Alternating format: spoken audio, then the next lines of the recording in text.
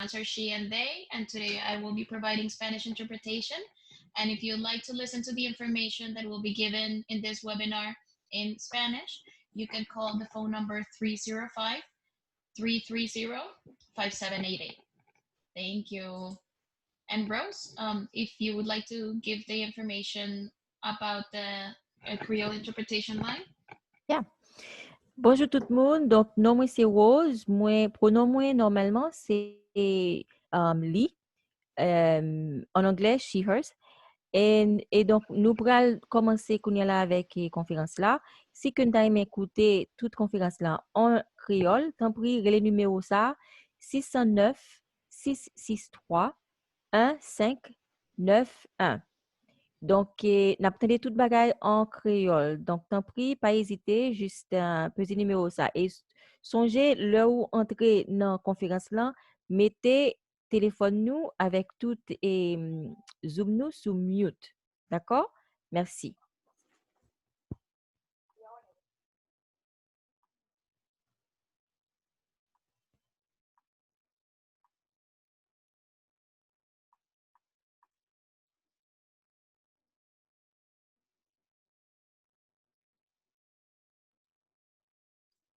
Well, thank you everyone for being prompt today. We're just going to take another 2 minutes before we get started to allow more people to hop on. But I hope you guys are having a good afternoon. I'm really excited for this panel. We're going to learn a lot today, have some fun. So just hold on for a couple more minutes.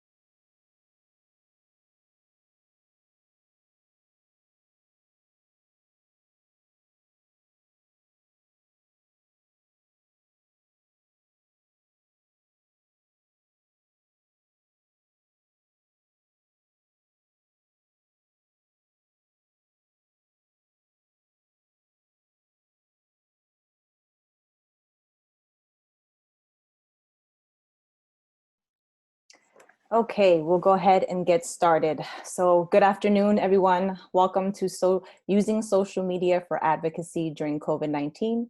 My name is Jeanette Ruiz, and I'm the coordinator for the Miami Climate Alliance. I use the pronouns she, her, hers. I'm very excited about today's panel with our communication experts. Just a heads up that this is being recorded, but before we get started, I would like to introduce Maria Angelica from MARB Language Services to explain the interpretation process for today's call.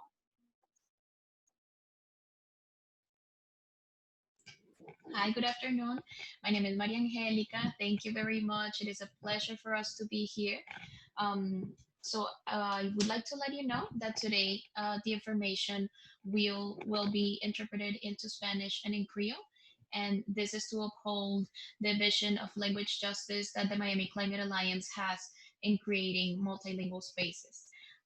Also, I would like to let you know that I will be interpreting in gender neutral Spanish, which means that by breaking the rules that have been set by the Royal Spanish Academy, we will be creating a more inclusive Spanish because Spanish is usually very gendered and is very much revolves around the masculine. So with this change in the way that we speak in Spanish, we're also bringing inclusion to the broad scope of gender identity.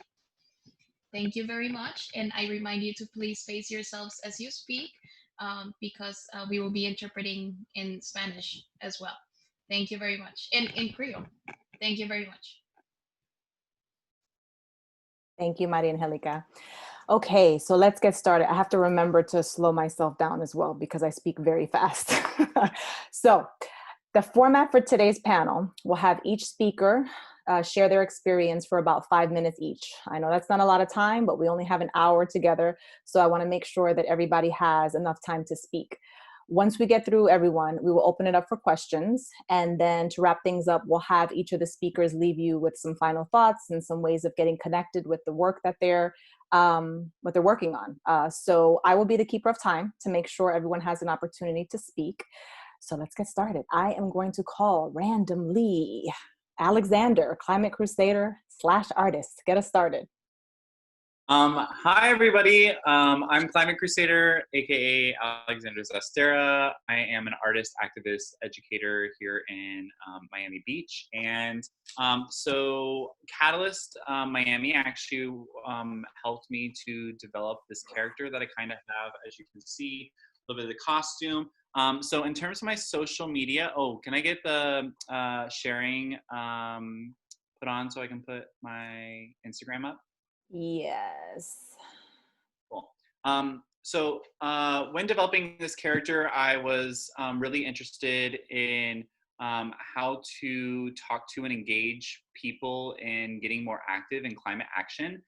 And one of the things that I wanted to play with was the aspect of joy, as well as like when I'm thinking about how I'm presenting both my work and this character, I was thinking about how do you sit here and build a visual storyline? So something that was really important, like when I was developing this whole thing, was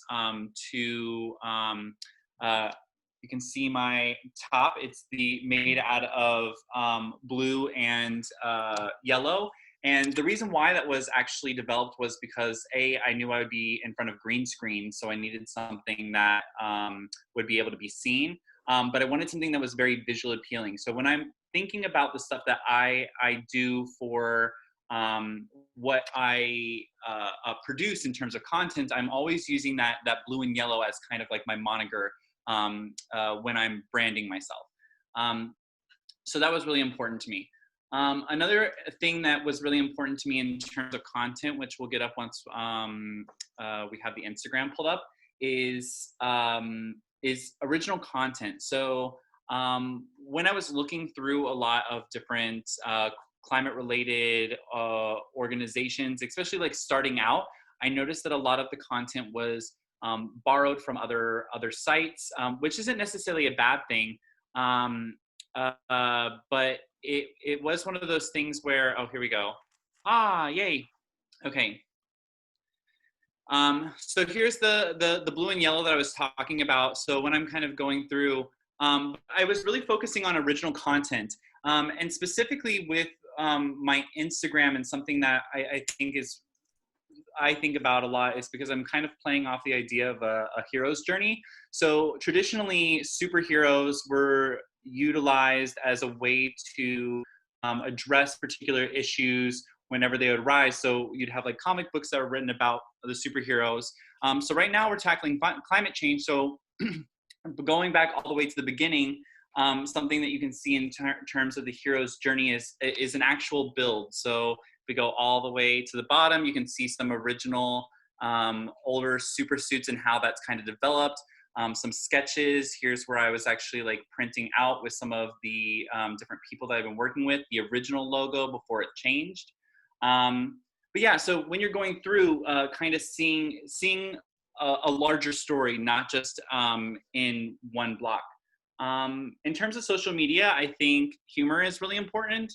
And I have definitely noticed that like the story people are following, I have sometimes where I'm out in public and people are starting to recognize me, which is really, really cool and interesting.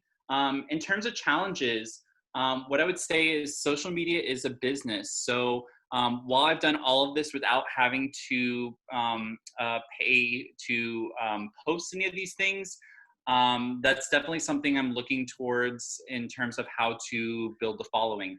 I will also say that some things that I've also in turn of hit in terms of obstacles is, for instance, this last Earth Day, I made a post and I did talk about like the current cuts in the EPA restrictions and guidelines and stuff. And when I tried to post it, Facebook blocked me from allowing that to go. So in terms of how you are delivering your message, you also have to be careful, especially if you're going to sponsor your post or push forth the algorithm. So I guess the biggest, and then this is also just like, I use the story for like more actionable things or repost for somebody, the actual Instagram for original content. And I do also have a Facebook and a climatecrusader.com. But I think the biggest thing that I would say in taking away from my character and what I've learned is how you can build a story of whatever organization or whatever you're doing, really building that up so that people can learn and grow with you together. Awesome. We are taking notes, just so everybody knows, we're taking notes, and we are going to be sending them out after the call with everybody's contact information. So don't worry about any of that. Okay. So thank you so much, Alexander. So I'm going to go to Carolina from Catalyst Miami. Hello, everyone. Thank you for inviting me to be here, Jeanette. This is an awesome panel. I'm so excited to be amongst you guys. So I will start talking about, my name is Carolina. I'm from Catalyst Miami. And I'm going to share my screen as well in a moment. But let me pull that up, make sure it's ready. Okay.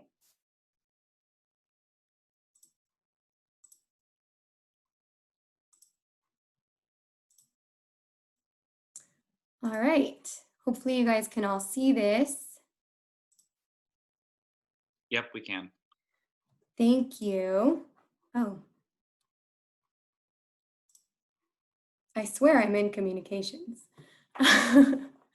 Okay, so I wanted to kind of start from a little bit of a macro view for Catalyst Miami and talk about our strategy first. Of course, every organization, every brand has their personality. So with Catalyst, this is what our strategy has been. Primarily, it is to share information that is helpful to our followers and their communities. So throughout COVID-19, this has meant doing things like sharing food distribution sites, drive-through testing locations, or petitions and action alerts that bring our followers into advocacy with us, which is what we'll talk about today. Secondarily, our strategy is to bring some interesting or inspiring content to our followers, kind of like a feel-good relief from all of the bad news. But let's go back to that primary strategy about sharing information that's beneficial to our communities. We believe at Catalyst Miami that it's not just the role of organizations and elected officials to advocate for communities and create meaningful change. It's also the role of the people. So we use social media to bring people into the conversation and to create these grassroots coalitions of advocates. So along with our partners, a lot of who are present here, and we're so thankful for, we share opportunities for our followers to reach decision makers and build momentum to create change. So for example, let's say we have a letter to FPL or the governor that's been signed by other organizations and elected officials. Having members like you and me sign it only makes it stronger, because we then become a coalition of advocates for collective action. So when asking people to join us in an advocacy effort, it's important to be two things: concise and precise. Concise, keep it short and the language simple. Put yourself in the shoes of your followers. Right now, we're all pretty inundated with content and news, and Twitter is a 24/7 loop, right? It takes no breaks. So none of us really has the time to read something that's unnecessarily long and difficult to understand. So what do your followers absolutely need to know? We put that in our post and make it easy to understand. That brings us to precise. Our post should be specific about what we're asking our followers to do. In other words, and to put it a little bluntly, cut to the chase and don't bury the lead. Basically, you can say something like, we're concerned about the inability of families to pay electric bills and the possibility of disconnections. Join 21 local elected officials and 15 organizations in asking FPL to provide forgiveness in light of COVID-19. Sign the letter now. So it's pretty straightforward and direct. It explains the why very clearly. It's not too long, and it's clear in what we're asking them to do. Another example, and that was, of course, a graphic by Miami Climate Alliance. We think it's really important to partner with any other organization or any individual to give your posts and your efforts even more visibility. So we try to do that as much as possible, but we also have our own individual efforts. These are always really great. Another example, this is a graphic, I believe, from Community Justice Project that a few of us in this coalition were sharing. This is the tweet. Join us by adding your signature. We're calling on Governor Ron DeSantis to take steps to prevent people from becoming homeless as a result of COVID-19. Sign this letter by Friday and share with others to make the case even stronger. So we don't want these posts to sound like just social expression, kind of us simply putting our opinion into social media, which is already, let's admit it, an endless abyss of opinions, right? For Catalyst Miami, we want to cut through the noise and inspire people to join us by making them feel that their voice is powerful and that they are an important part of the conversation. So how do we cut through that noise? It's, sharing information that's relevant right now. What do people in your circles really care about right now? Making that easy to understand. Keep it brief. Talk like you would in a normal conversation. Use trending hashtags, that's always helpful. And tag people, partners, individuals for extra visibility and for them to easily retweet it and get more eyeballs on your efforts.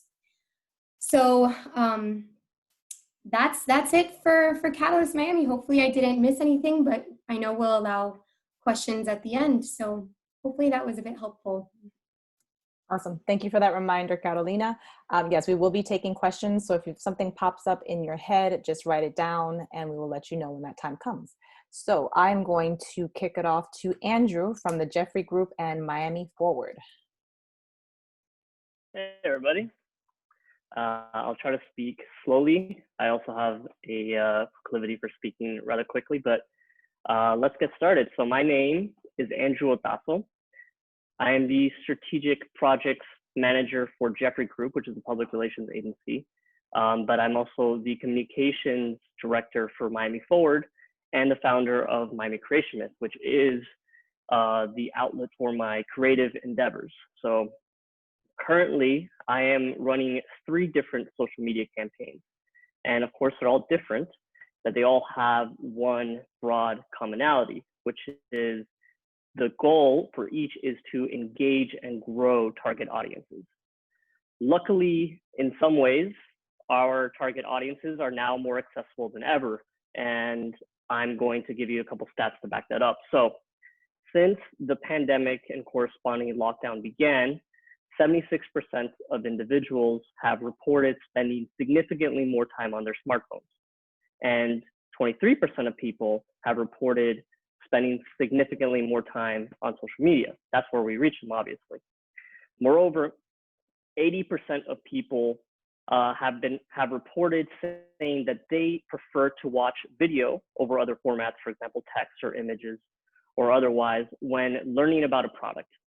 So some advocates might feel that they're not selling a product, but rather than a good or service, they're selling a policy prescription. So we're all chasing a conversion, whether that's a newsletter sign up or donation or volunteers or more followers. We want people to convert. So like I said earlier, video is king. And if you get one takeaway from my short presentation is learn to write a script. It's not particularly hard. I've been writing scripts now for about 4 years, and you can Google it. The format is relatively simple and straightforward. You don't need a degree in creative writing or drama or film or theater or anything like that. So unfortunately, when producing video content, the traditional production process has been disrupted because of COVID-19. So you can't go into a studio with a director, a bunch of actors, producer, or writer, whomever, and shoot, right? But you can still produce plenty of content. One easy way is to use stock or archival footage. And another way, which I have been doing myself, is to use video conferencing itself as a format for this content. So for example, I have 2 ongoing projects right now along those lines. The first one is a joint project between Miami Forward and Miami Freedom Project, where we're creating a video, the working title of which is Shit Miami Politicians Say. So, you know, basically we're lampooning. So let me take a step back for a second. So the video conference itself is integral to the storytelling, because what we're lampooning is how our local politicians have been doing these virtual town halls and other forums, and basically, you know, just blowing everybody off and not coming up with any sort of real, you know, answers to what people need. So that's, again, the video conference itself is integral to that storytelling. The second project that I'm working on is called The Flandemic. And it is a project that I'm doing with Villain Theater. Essentially, flans, you know, the little pastries, come to life all over Miami and start killing people. And people won't stop eating them, and they keep killing people, you know. So that ties in, obviously, into the COVID pandemic currently. But we're not just using, obviously, like, we can't bring people into a theater to watch this production. We can't rehearse, we can't have actors near each other. So we're doing what's essentially a live play via video conferencing. But it's not just the video conference itself. We're also mixing in recorded footage and still images. So it's multiple media at the same time. So again, final takeaways, video is king. If you're going to use video conferencing, make sure it's a part of your storytelling and not just, oh, hey, we couldn't get people in the studio, so this is the way that we have to present this story. You know, you wouldn't shoot a superhero movie via video conferencing, but it's great, for example, for documentary interviews. Use pre-recorded footage, use archival footage, and final word, if you're going to use filters or backgrounds, make sure they're actually part of the story. Like if you're doing a Ken Burns-esque documentary on the Vietnam War, you don't want some college professor to have like the Tiger King background behind you for some reason. So make sure it all fits, like in any type of storytelling. So that's all I have for you today. Thank you so much, Andrew. That's awesome. Okay, let's go to Nailah from Dream Defenders. Hi, everybody. My name is Nailah. I am the communications director for the Dream Defenders. And yeah, COVID has changed a lot for our work. I'm going to share my screen real quick. Hold on. Let me get this together. All right. Oh. All right, so Dream Defenders is a racial justice and economic justice organization based in Miami with chapters all over the state of Florida. We were founded after the killing of Trayvon Martin in 2012. This is our like 8th birthday. And we are an organization that like speaks truth to power. We talk about the policing system, we talk about the prison system, we talk about racial injustice, we talk about capitalism, we talk about all of it. And we've got like 75,000 followers on Twitter, and that's what they come to us for. So this is what people seek when they come to our social media.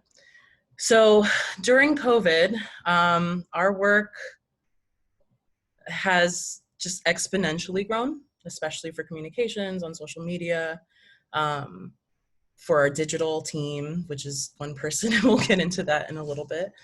But when COVID hit, we knew that people were going to be left out. And one of the first things we did was we set up a Zoom channel specifically for our membership, because we have chapters all over the state, where they'd have a chance to share with each other. There's something that happens on the Zoom channel every day. They get to have circles and talk about the moment. We have like a membership morning show on Wednesdays. We have a membership happy hour. And so we looked internally first, and we set up things for our own folks online that they could do. We also set up a hardship fund for folks that were affected by like layoffs and unemployment. We began mutual aid projects all over the state. We were supposed to launch a trauma response center in April down here in Miami, and we weren't able to do that. So that the team that we developed for that became a rapid response team in Miami that's helping homeless folks get tested for COVID and get housed and get food drives and all that. We have a site in downtown Miami. We had a plan for the last year to do state attorney work. We have a philosophy or a belief that state attorneys greatly affect mass incarceration all over the country, but especially in Florida. All state attorneys in Florida are up for re-election in August. So that moved us up. All of our chapters, and we have 10 of them across Florida, all of them. Stay alert and fight smart. Now break time's over. Back in the subs. Oh, let me mute, hold on. All of our chapters, or squads as we call them, launched petitions and sent letters to their local law enforcement, so state attorneys, judges, and sheriffs, saying that like this is a global pandemic, and people in jails and prisons are especially vulnerable. So we need to be releasing people right now in order to like stop spreading inside cages. We filed a lawsuit against Miami jails, specifically Metro West, because of the conditions in that jail. We launched a campaign with New Florida Majority about DeSantis's total lack of smarts and ability in dealing with that.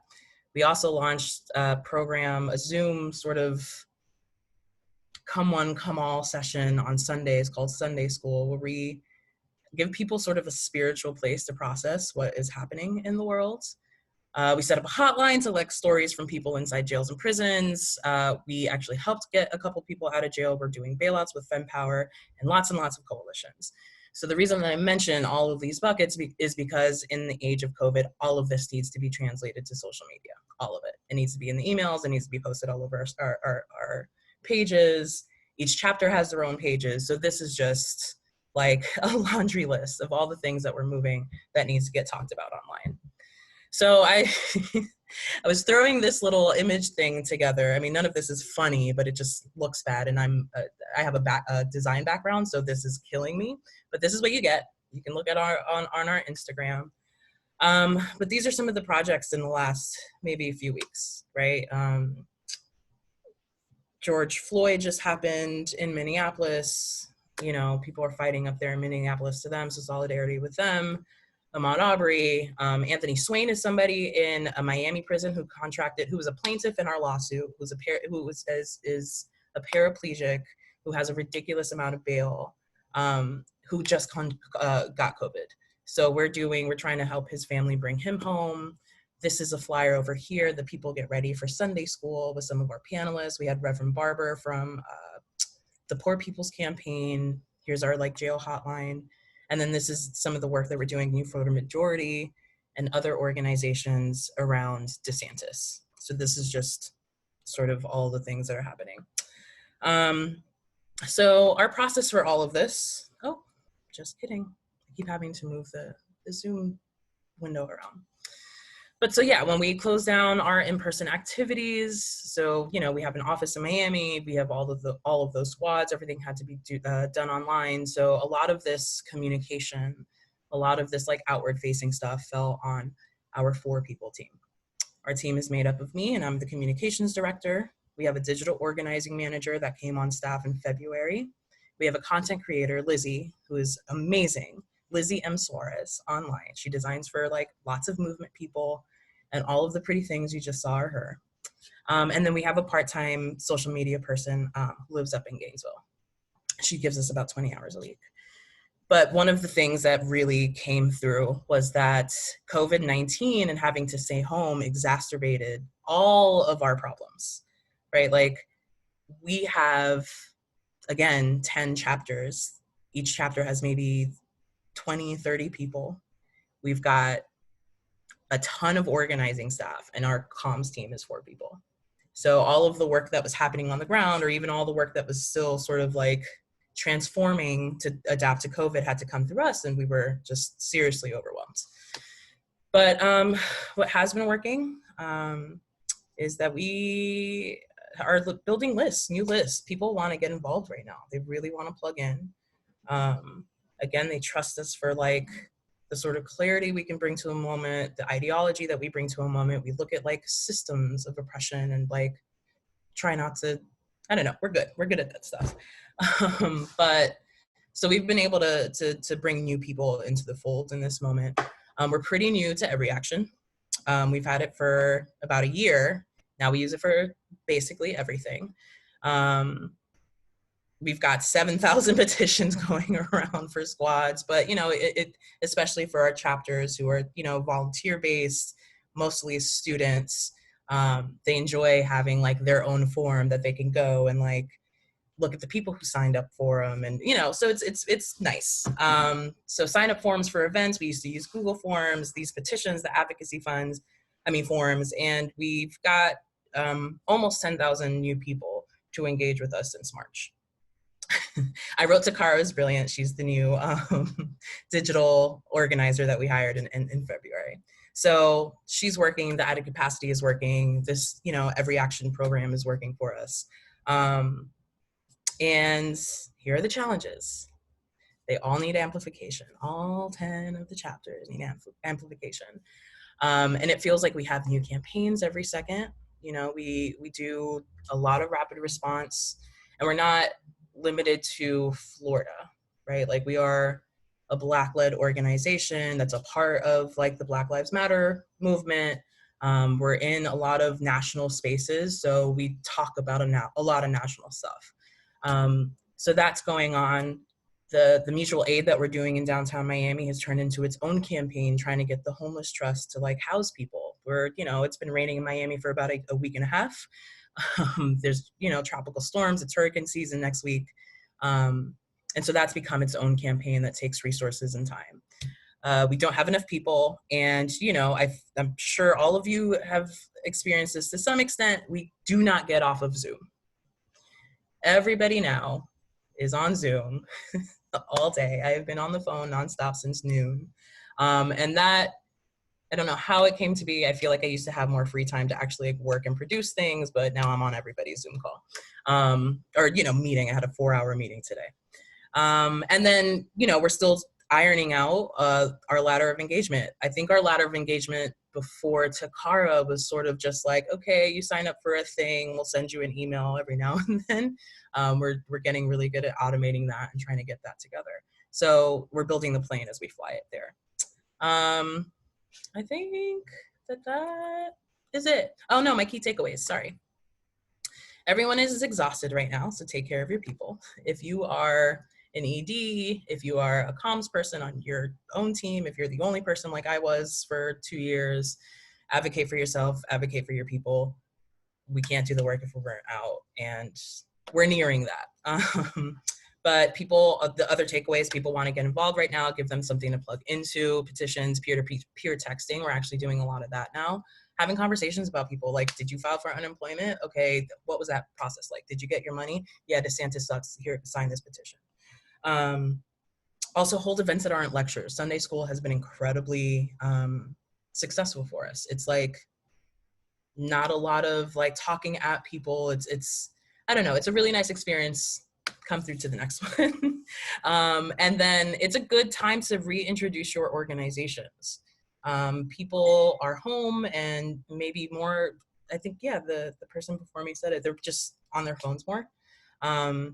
So reintroduce yourselves. Some, you know, you've got some built-in base. You've got people who follow you anyway, but there are people looking to get plugged in right now. So yeah, tell people what you stand for. Tell people what your theory of change is and how you plan to change the world. I think it's a good time for reintroductions. Thank you, everybody. Appreciate you. Thank you so much. That was awesome. And I can attest that Sunday school is amazing. So if you haven't checked it out, guys, I highly, highly recommend that you check it out. And I apologize for mispronouncing your name, Nailah. I will not do that again, I promise. Thank you, I appreciate that. You're welcome. Okay, so wrapping it up, last but definitely not least, Natalia from New Florida Majority. Hi, everyone. Thank you so much. We've been working a lot with Dream Defenders, so it was really great to see Nailah's brilliance laid out in a PowerPoint. Well, I think, you know, when I saw the question about this panel, I feel that it is true that our work, Natalia, I'm Deputy Director for New Florida Majority. We are a state-wide organization that mobilizes the new majority of voters and engages the new majority of voters in Florida to grow our political power. That's our goal. We mobilize Latinos and African Americans and Black immigrants to engage politically at every step of democracy. So what I was thinking is that, yes, it has exponentially increased our work, but I also feel that being grassroots organizations, especially, you know, in the last 3 years of the Trump, you know, the explosion of the digital world and the Trump president administration, we've been prepared for this moment to engage people online. And we were just ready in many, many ways. I think organizations like New Florida Majority and also Dream Defenders and Catalyst have been, you know, engaging our audiences for years already. We have done everything that you can think about. You know, we've done it on Twitter. If it's petitions, we text people and then we email them. We have a Facebook and Facebook groups and Instagram, and now we're going into TikTok, some of us. But, you know, and growing our lists on emails and trying to really be where people are. And that's, you know, that has been our goal for many years. So I think it has put us in a really good position to respond to this moment. You know, when people are really wanting to plug in and be connected, we were ready to reach out to people. And I think that has worked very well for us. Like some examples that I wanted to share. I didn't do a PowerPoint, but I got some examples from our social media that I can share right now. For example, in our Facebook, what we have done is like we wanted to really engage people and find out what was, you know, engaging people's conversations. So we actually contacted the other 98%. I don't know if you've all seen, like they have a Facebook page that is pretty viral, and they create memes, and we told them like, hey, why don't you teach us? And they actually like have dedicated some time to teach us like how to track content, how to create content, and saying like people really, especially at this moment, people are really pissed. People are, you know, things that we've been saying for so many years about our economic system and our unemployment system and access to healthcare. People are seeing it and they're at home waiting for their checks or thinking how they're going to pay their rent or not knowing if they're going to have a job, and they're finally seeing all these things, and they're like, they have access to a phone, and they're just wanting to share content and wanting to share their stories and express their opinions. And a lot of it is by creating content that people just agree with and want to share. So that's something that has been very successful for us. Like this is a quick example. And that is our pinned post. We posted it, I think, last week, and it reached like over 1 million people. It had 27,000 shares, and it was just a quick comment on like, why don't we talk about the fact that Georgia got caught, doctoring their COVID-19 numbers, and then Florida fired the manager that refused to change those numbers. And people are like, yeah. Like I've seen that and I agree and it sucks and I want to talk about that, and people are just sharing it. So we've seen that by creating content that people, would want to share, has been a great way to engage people in the conversation. And then obviously think about like how we're gonna take them to the next level, right? So we're always thinking about, it's not just about changing the narrative and putting messages out there, it's that bringing people to take action. So a couple of examples, like what Nailah was saying, we partnered with the Dream Defenders on this campaign. It started with unemployment. It started with, we wanted DeSantis to cut the checks. This is all Nailah's brilliance. I'm just sharing not my ideas, but so, the Dream Defenders, we started the hashtag cut the checks. And then it became our message was our hashtag, and we wanted it to start a conversation about it. And Dream Defenders created this website with a petition that sends messages directly to DeSantis, and we'll be ramping it up.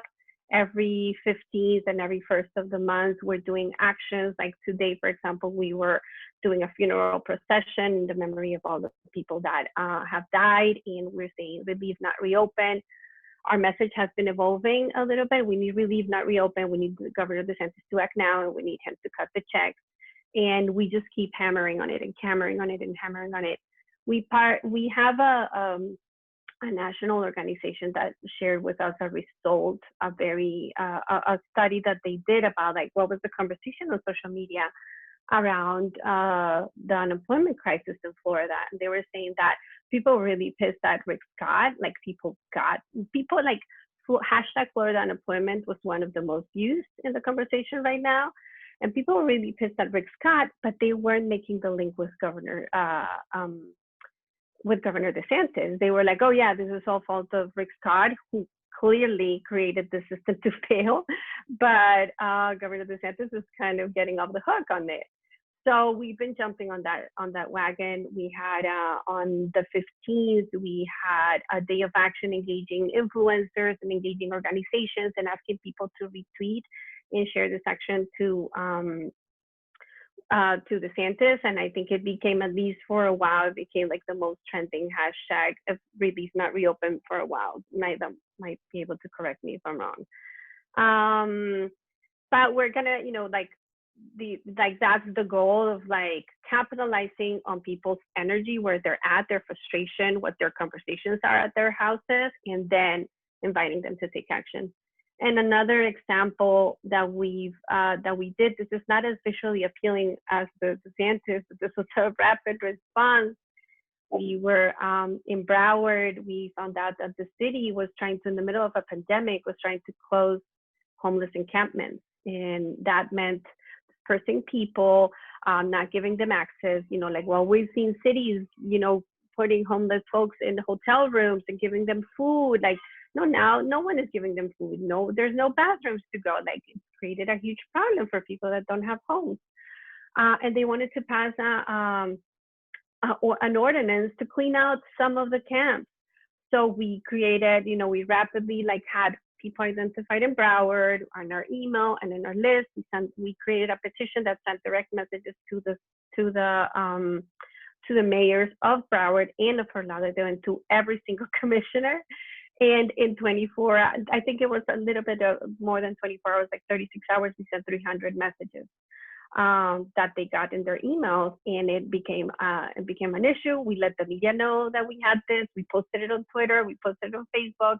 We sent, to every Broward commissioner. It became an issue when they thought that this was, going under the radar.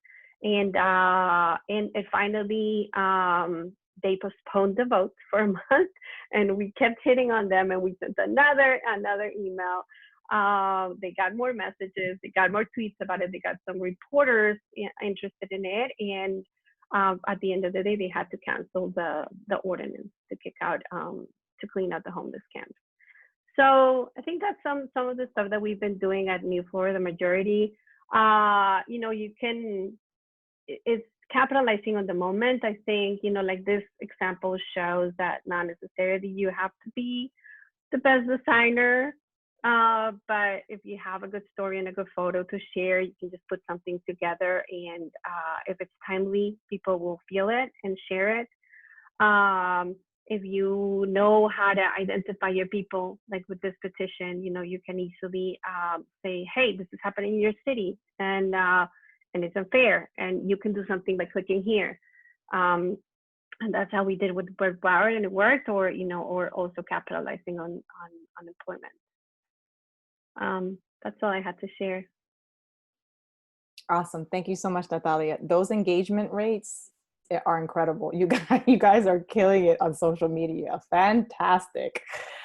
Okay, so we have about 12 more minutes together. I want to definitely open it up for questions. I'm going to take a deep breath so the interpreters can just relax for a second.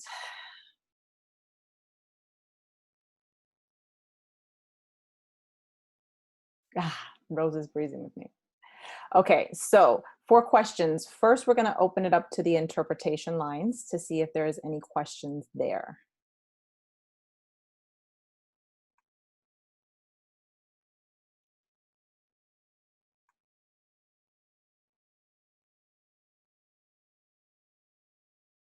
I'm getting no questions. There's one question in chat there's one question in chat from the Kreyol line. Okay. Oh, sorry, hold on one second.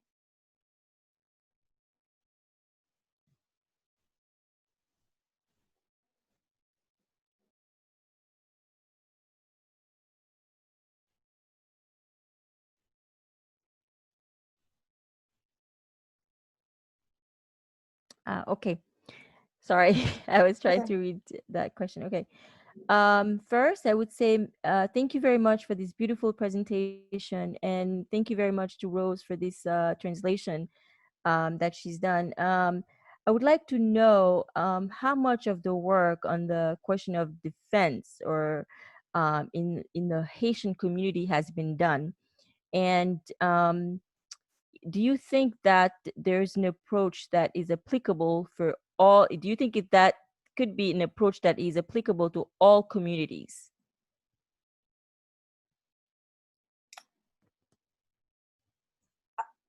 I think my follow-up, Rose, would be, what does she mean by defense?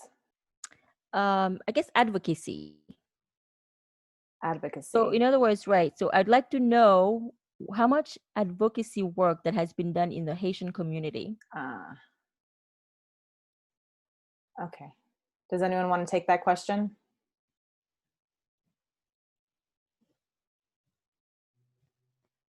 I mean, I can take a little bit from New Florida Majority. We have tried everything to reach the Asian community. We constantly do targeted ads in Kreyol, really trying to find out where, the Haitian community is at. I can't say that we've been very successful, but I know that we've had engagement. We've also recently started segmenting our list on text messages and on emails to send emails in Kreyol to our folks. And those actually have been, our lists are very small yet, but people are responding very well, and that they're opening the emails at a really high rate. Like I think they're feeling like, oh, finally something in my language, right? Like I'm a Spanish speaker, it's my main language, and I do appreciate when I see something in Spanish. So I'm pretty sure that that's something that the Haitian community is feeling as well when they see emails in Kreyol. So that has been working very well for us. Trying to partner also with local media, with Island TV, sending content, doing PSAs in Kreyol. That's something that we've done. I think I would like to hear from other folks if someone has done, like, we still like really trying to find out how can we reach the Haitian community online in a better way. Yeah, thank you, Natalia. This is Carolina from Catalyst. We have also done some targeted ads in Haitian Creole, and they are informed by not just research about culture and relevant issues. It's also informed by events that we have, like around community visioning workshops. That is one that I can think of in specific, where we invite community members who speak any language to share what their most important issues or concerns are, and then we implement those learnings into our work, both on the services side, for the financial and health services that we provide to individuals and families, and also on the policy and advocacy side, because our organization does both. So on the advocacy side, I think digital advocacy for the Haitian Creole community is probably a pretty big gap, if I'm being honest. I can speak for Catalyst. That's something that we have to improve. We have Haitian Creole staff members, but that's not to say that our approach is perfect for every single community that's in Miami-Dade County. So that's something that we definitely want to improve, but everyone is invited to these workshops to share those concerns. And then also, like Natalia said, we, aside from paid ads on social media around the census or any other issue that has arisen, we partner with Haitian media, and actually just recently did a partnership with an influencer named Success Junior around the census, and that has actually been really successful. He's hilarious, so that helps. But the finding has been, when you are authentic, when you're inclusive, and when you really bring people into the conversation and you let them lead the conversation, that's where we have been able to make good strides. Okay, awesome. So I just want to make sure we stay on time. We have 6 minutes left. I'm looking in the chat, and one question from Jamal is, how much consideration is given to algorithms when planning communication strategies?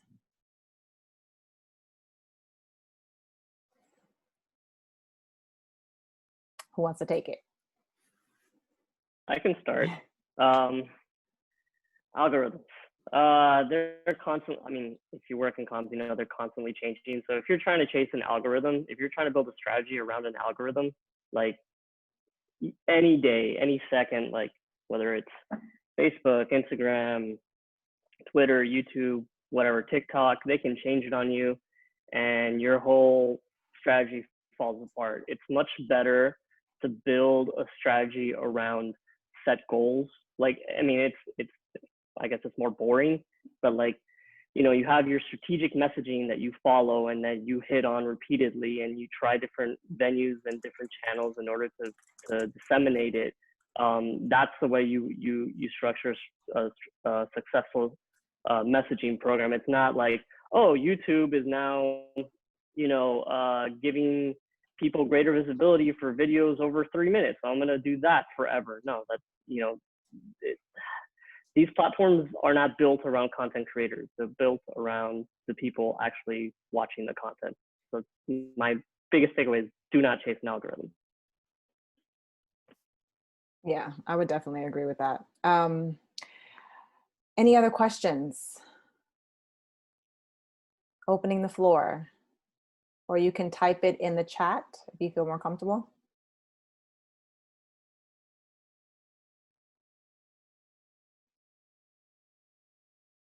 Okay, while people are thinking, I have a question.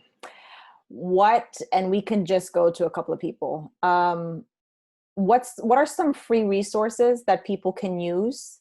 Like Andrew mentioned, making videos, and Alexander, the same thing. It's like using certain platforms that are free, maybe like graphic design programs or things of that nature that people can use that can get the ball rolling, that they don't have to invest so much money in? So I'll speak to that. Right now, I am working with the Bass Museum of Art and their STEAM Plus program, which is a partnership with Miami Beach, where they bring arts institute, well, not just arts, but cultural institutions into classrooms. And we've been actually doing Zoom classes. And one of the things that I'm working on with the biology high schoolers right now is we're doing kind of memification of content, and they are producing their own videos that talk about climate issues.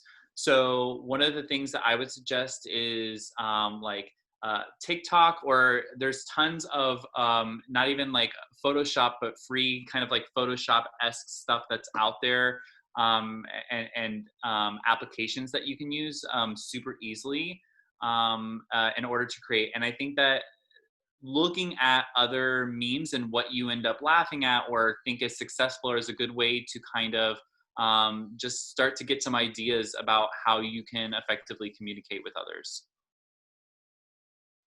That's awesome. And there's a question from Monica. She says, any tips on covering caravan events? Sorry, Jeanette, I'm just going to add really, really quickly. I don't know if you mentioned this, Alexander, because you were my internet's not great, but did you mention Canva? The Canva is a low-hanging fruit. It's a free design service, and you don't have to be a pro. They give you templates. And then there's also Animoto for video making. I'm going to put those in the chat, and yeah, you can go ahead and move on, Jeanette. That's awesome. Yeah.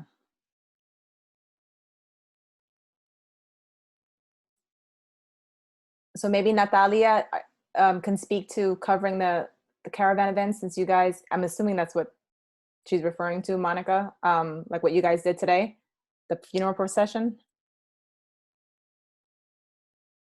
Yeah, I don't know. We still have to see if it was successful or not.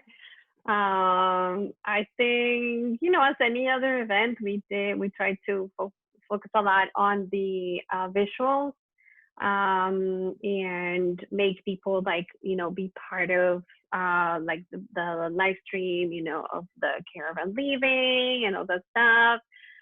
But that's basically what we were doing.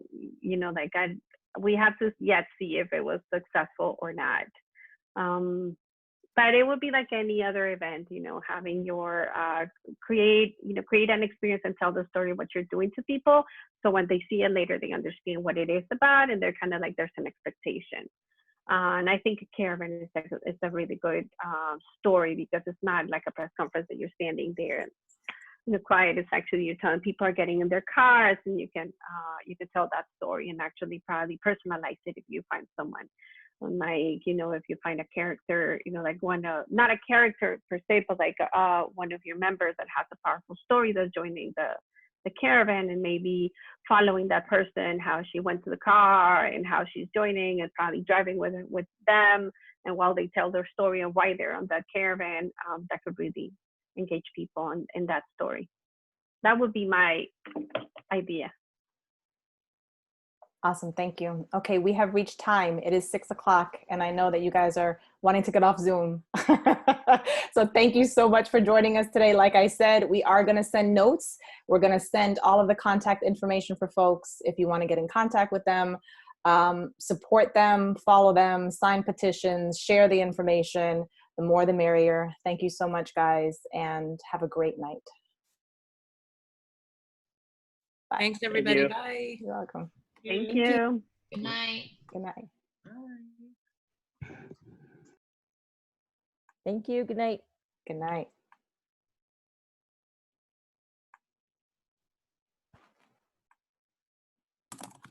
Really quick, the notes are going to be sent through email?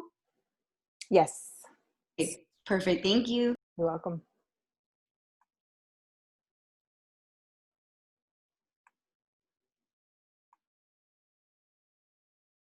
Recording.